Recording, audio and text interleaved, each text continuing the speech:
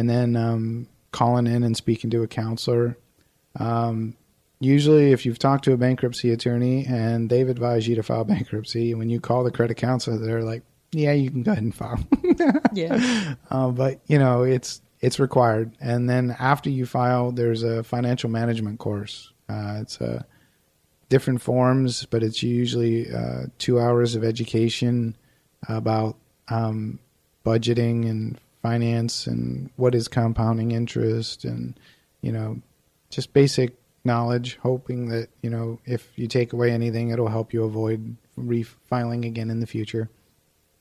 So have you ever experienced having someone that got out of bankruptcy, you find that they're back in it after it's been done, or is that very rare?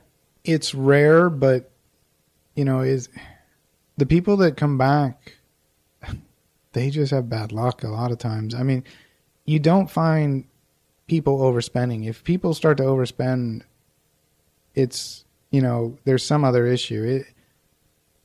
Irresponsibility is not anywhere near a common cause. I've had people that went through depression and spent money on their credit card, but it's not because they were irresponsible. It's because they were depressed. But the one that, when people ask me that, I had somebody that had to file 3 times. Okay. They had, the first time they had a premature baby. And that's where I get the comment about $200,000. That was about how much they had in medical bills. And medical bills go away in bankruptcy. After that, they both became realtors. And then the 2006, 2007 recession hit. Realtors didn't make any money, and they had been investing. So they had filed in early 2000 and because of medical. Then they had to file because they lost their jobs. Basically, there was no one buying or selling, and they were flipping, and they were trying to invest. And then after that, they ended up filing in their, late 2000s because the husband got cancer. Not the other client I was talking about, but he got sick. So now they had rebuilt again, and one of them got sick, and they still had 3 kids. They were teenagers now, but it's very rare that it's just irresponsibility. It's life giving people a tough choice and saying, okay, you can either use the tool that it's available and move forward, or you can struggle for years and years and years. And fortunately for them, they understood that this is not a statement about us. This is just simply life gave us this, and this is the best tool to deal with it. That's really good to think. Just by saying that, you definitely dismantled the myth of it's because of finances. You know what I'm saying? It could be any situation under any circumstances that we have to file bankruptcy. And so can you go to jail for the debts that will occur? No, we don't have debtors' prisons. Ooh, that's a good thing. No, the closest thing you could have is a judge could hold you in contempt if you flat out refuse to maybe pay child support or something. If you had the ability and chose not to, a judge could hold you in contempt, but it's not because it's a debt. It's because you're violating a judge's order. But no, there's no debtor's prisons. If you charge up Bank of America credit card, there's no way you're going to end up in jail just because you didn't pay Bank of America. Yeah. Well, what wisdom can you share for young people starting out? Yes. I could give a whole class on that. Just budgeting. Young people need to take basic accounting classes in college or something, and understand budgets. People, I run into a lot of people that they look at the rules for lending, to buy a house. Bank says the max you can have is, let's say, 31%. 31% of your gross income can be a mortgage payment. But that's the max. So why do you need a mortgage payment that is 31%? My mortgage payment is 10% of my income, and I did that on purpose. And people, when they're doing their budgets, they don't count into the annualized costs. Let's say you have an HOA that's due once a year. Divide that by 12 when you're doing your budget. Let's say you have tags on your vehicles. How many people think about tags on their vehicles? That's a That's $12 a month. That's Netflix, right? And then people own pets, and the annualized costs there. Say you have to get a license, you have to get heartworm, flea and tick treatments, of shots, and a visit. That's $400 average to own a pet. Plus, you got to feed it. And how many people divide $400 a year in when they're doing their budget? You need to when you're doing a budget, you need to take a class and really understand how to do a budget, or go online somewhere maybe that has a really good detailed budget, because there's clothing budget, there's grooming budgets. Some ladies like to dye their hair. That's a little expensive. It needs to go into the monthly budget. So there's a lot of things there. But when you own a home, you don't look at your mortgage payment as your cost of ownership, because it's probably 150% of your mortgage payment. So let's say your mortgage payment is $1,000. You need to budget $1,500, because every 5 to 10 years, you're going to have to buy an AC outside unit. Every 7 years, you're going to buy a compressor or an outside unit for your AC. And then inside, you're going to have to upgrade that every 10 years. And then they say you're going to have to upgrade your roof every 15 to 20 years. So let's say a roof is $12,000 for your house. And you're in your budget, you're going to say, my roof's going to last 20 years. So you have to take $12,000 divided by 240 and put that into your budget. And then your AC unit, let's say you're going to replace the inside and outside every 10 years, and that's $6,000. You divide the $6,000 by 120 months, and then that goes into your budget. And then your windows, they're not going to last forever, and you're going to need to paint. You're going to have to pressure wash it. You're going to have to paint it. You're going to have to paint the inside, the outside. You're going to have regular housing maintenance for faucets, doorknobs, lights, switches, flooring, whether it's carpet, tile, whatever. Those are all costs. And then your driveway, it's going to get stained and need pressure washed. And then maybe it's going to need sealed if it's paver. It maybe need replaced after 25 years if it's a slab of concrete that cracks. You've got trees, shrubberies.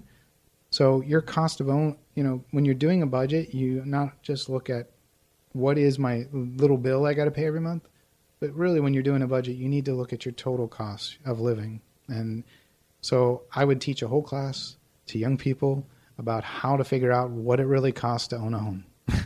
Well, I'm glad you mentioned that, because I was going to ask you, do you offer courses like that? Do you offer a class or a seminar from your business for a prevention bankruptcy or prevention? No, I wish I had the time. Paul, you got to have the time. That's powerful. My time of keeping my business, running myself, running my cash flow analysis, doing my budgets for home and business and all that. I'd love to. Many people ask me about that.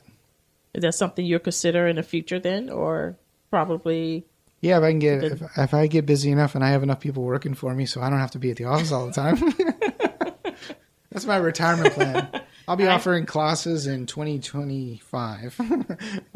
That's awesome. So, hey, when it comes to the myths of bankruptcy, I know I've had one, is that the bankruptcy lasts on your credit for like 8 to 10 years. How long does bankruptcy last on your credit? Well, based on my current reading, it does stay for 10 years. It is a derogatory public record. Okay. So you'll see public record section of your credit report, and that's, usually 10 years, but you'll see judgments and other types, IRS tax liens, they'll stay for 10 years. But remember, your credit report is logarithmic, meaning that what you did last month is way more important than what you did 10 years ago.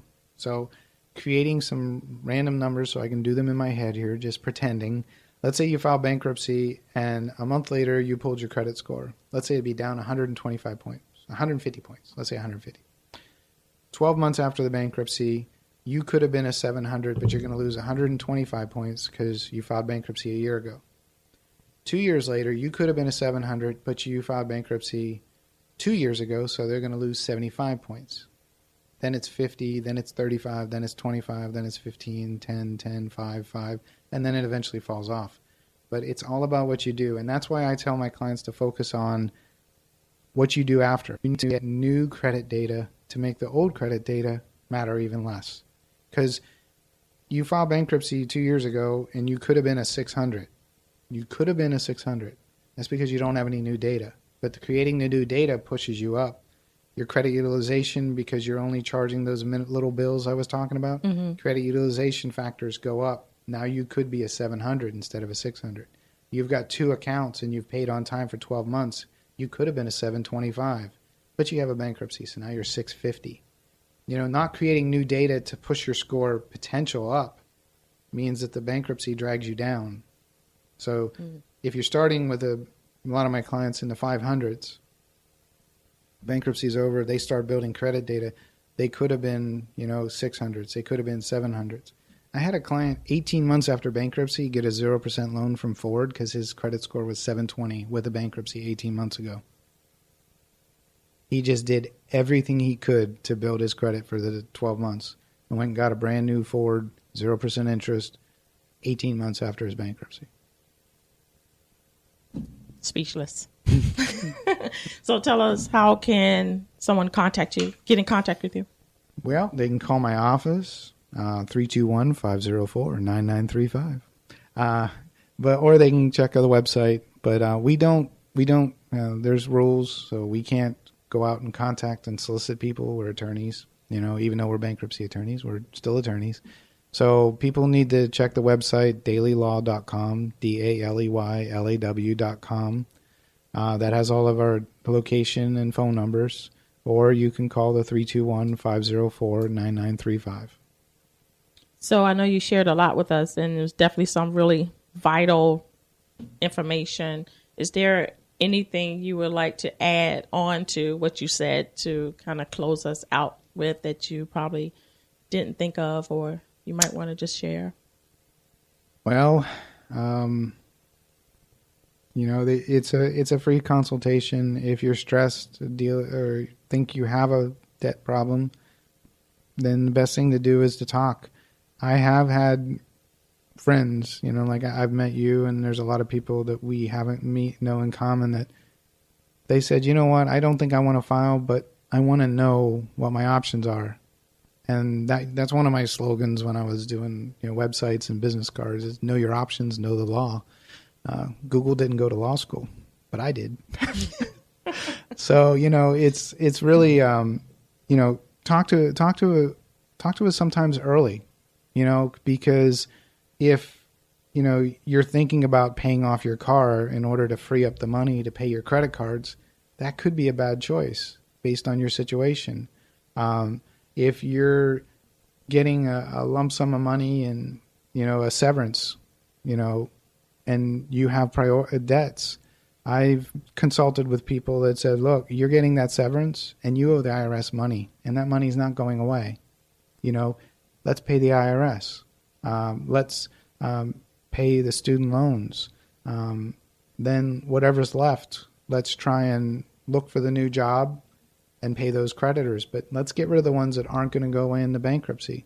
And let's not pay off the car that then creates an asset, because you're just turning cash into a vehicle that can be turned into cash.